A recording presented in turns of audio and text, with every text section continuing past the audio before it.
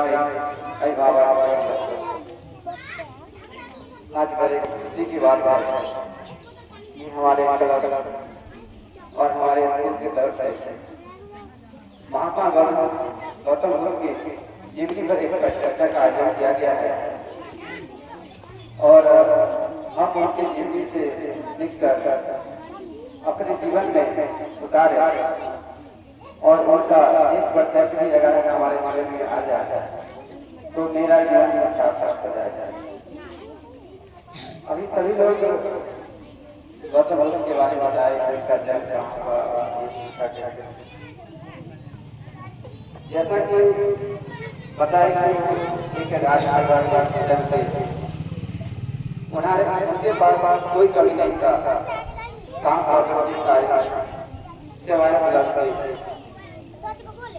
उनके लिए हर मौसम के हिसाब से घर मिला था, 4 मौसम है 4 मिला था, फिर भी वो उससे संतुष्ट नहीं थे। एक दिन जब उन्होंने बगीचा में टहलने के लिए गए उनके साथ हाथी घोड़े और सारे दरबार उन्होंने देखा कि एक बीमार है, वो बीमारी से करा रहा है, तो उन्हें लगा कि शायद बीमार जो है वो हमेशा नहीं होता है। फिर उन्होंने देखा एक अपनी बुढ़ापा से करा रहा था, उन्हें बुरे लोग सहायता कर रहा था। इसी बार जो देखे एक आदमी की मृत्यु हो चुकी थी, उन्हें कुछ लोगों कंधे पर ले जा रहे थे और बच्चों से सारे आपके परिवार वाले रोते बिलखते दुखी थे। तो देखें कि इस तरह से ये तीनों व्यक्ति दुखी ही है। फिर उनका चौथा व्यक्ति पर नजर पड़ा, वो एक ऋषि का था, तो ऋषि के चेहरे पे ना था न चिंताएं थी। तो उन्हें लगा कि शायद इस संसार में अगर सबसे सुखी और दुख के बिना है तो वो ऋषि ही है, क्योंकि ऋषि के पास न इच्छाएं नहीं है न कामनाएं नहीं है।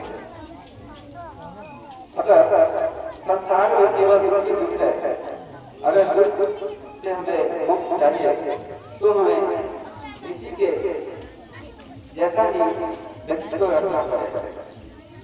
फिर इससे आगे उन्होंने सत्य की खोज के लिए विकल्प रखा और जैसा कि आपको पता है कि वह अपने भी बच्चों पूरी रात पाठ होकर घर से निकल गए, क्योंकि उनका मानना था संसार में सूर्य चांद और सत्य यही तीनों है जो छुप नहीं सकता।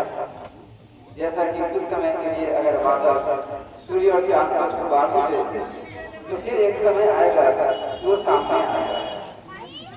तो यही हमारे सर्वदा देखनी है, अगर कोई असामाजिक तत्व या फिर कृतियां सत्य को अगर खुद देख के ये दबा लेता है तो एक समय वो सामने आएगा। तो हम अपने जीवन में उनसे सीखे और हमेशा सत्य की मांग करें। जैसा कि उनके जीवन से जुड़े हुए बहुत सारी कहानियां हैं, लेकिन सबसे प्रचलित कहानियां जो है वह अंगुलीमाल डॉक्टर। अंगुलीमाल डॉक्टर जो डॉक्टर को ना वो भी एक सामान्य इंसान था, जैसे हम लोग इंसान में इसी तरह, लेकिन उनके साथ कुछ लोगों ने अन्याय किया और वह अपने आप को इंसान मानना छोड़ दिया। अंग्रेजों डॉक्टर का मानना था कि मैं आदि मानव हूँ, मैं राक्षस हूँ, मैं सारे जो भी इंसान है सभी को मार कर मैं सभी को खत्म कर दूँ। और बहुत सारे लोगों को मार कर और मारने पर उसका एक उंगली अपने गला में बांध लेता था कि ये इतने लोगों को मैंने मार। तो गौतम बुद्ध जा रहे थे तो उनके सामने अंगुलीमाल डॉक्टर आया और अंगुलीमाल डॉक्टर पर घर जा अरे रुको, कहाँ जा रहा है? फिर ये चले जा रहा है। जब उसे गुस्सा आया तो तलवार लेकर आगे पहुंचा, बोला सुनाई नहीं दे रहा तुम्हें अपने जीवन से प्रेम नहीं है? तब इन्होंने जवाब दिया, अरे मैं तो कब का रुक चुका हूँ, तुम कब रुकोगे? फिर इन्हें लगा ये तो चले जा रहा है, बोला कि मैं तो रुक चुका। तब इन्होंने पूछा ये आप जा रहे हो और बोल रहे हो कि आप कब रुकोगे? मैं तो रुक चुका। तब इन्होंने समझाया मैं तो सारे लोग क्रोध छोड़ चुका हूँ, लेकिन तुम्हारे पास आदमी क्रोध है। तुम्हारे साथ जो लोग ने अन्याय किया, तुम्हें मानव से यह दानव बनाया, उनका भी गलती था, लेकिन तुम आज जो ये गलती कर रहे हो ये सबसे बड़ा गलती है, क्योंकि तुम इंसान को मार देते हो। मरते वक्त इतना दर्द होता है, उन्हें को पता है। अगर तुम किसी को दुख नहीं दो तो तुम्हें भी दुख नहीं आएगा। और अगली बार डॉक्टर फिर समझ गया कि शायद सही बोला। इसके बाद अगली बार डॉक्टर जो राक्षसी जीवन व्यतीत कर रहा था वो अपने जीवन परिवर्तन किया और गौतम बुद्ध के अनुयायी बने। तो ऐसा देखा गया कि अगर आपके पास ज्ञान है तो किसी भी राक्षस से आगे या अन्यायियों को आप रोक सकते हैं। इसलिए हमें अधिक से अधिक ज्ञान की प्राप्ति करनी होगी और ज्ञान से ही ताकत मिलती है। जैसा कि संस्कृत में श्लोक है, विद्या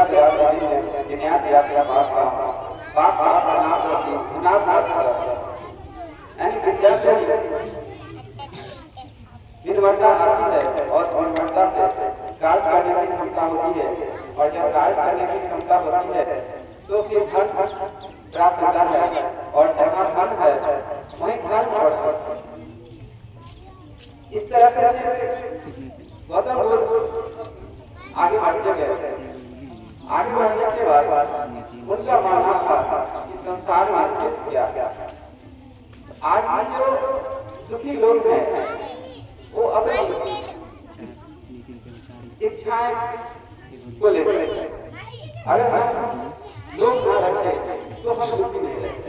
हम किसी व्यक्ति से तकलीफ होता है कि हमें वो व्यक्ति कुछ नहीं दिया, इसीलिए हम उससे दुखी हो जाते हैं। अगर हम किसी से उम्मीद और इच्छा न रखें तो शायद हमें दुख होगा। दुख का कारण इच्छाएं हैं। अब दुख से मुक्ति कैसे? इच्छाएं वगैरह त्याग दें, दुख से मुक्ति गौतम बुद्ध की एक बड़ी उपलब्धि थी। अगर वो दोस्तों से खेल में हार भी जाते थे तो हार भी जाए, लेकिन अगर दोस्त हार भी जाए फिर भी वो अपने आप को घोषित कर देते थे। ऐसा इसलिए करते थे ताकि दोस्त को जो हारने का दुख होगा वह दुख उन्हें महसूस नहीं हो, और उनके जीवन का जो अंतिम पड़ाव था वह भी इसी तरह गुजरा।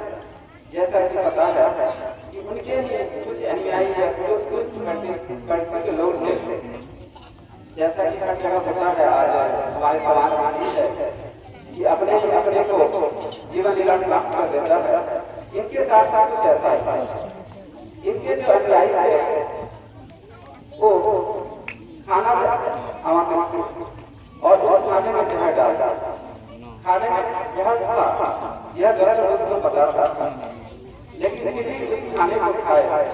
लेकिन जो उनके साथ थे, उनके जो भी अनुयायी थे, उनके चेले के बारे थे, उनको इन्होंने बोले कि तुम यह खाना नहीं बचे, यह खाना तुम बस पहले ही खाने दो।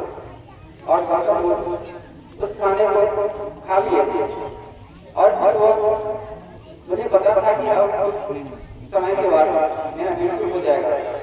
फिर उन्होंने अपने जो अष्टक था वह सभी लोगों को बताया, और आज जो उनका अष्टक है इसी तरह बना हुआ था। तो गौतम बुद्ध इसलिए उस खाना को खा लिया। अगर उस खाना को नहीं खाते उसको जो मारने वाले थे वो शायद दुखी हुए। तो हम लोग भी अगर गौतम बुद्ध से कुछ सीखे, उनकी जो जीवन शैली को अपनी उतारे, तो शायद हमारे यहाँ भी दुखों की कमी आ जाएगी। और हम सभी जिस तरह से सिद्धार्थ से गौतम बुद्ध बन गए, हम लोग भी आज जिस स्थिति में हैं, जहाँ हैं वहाँ से आगे जा सकते हैं, एक अच्छा इंसान बन सकते हैं।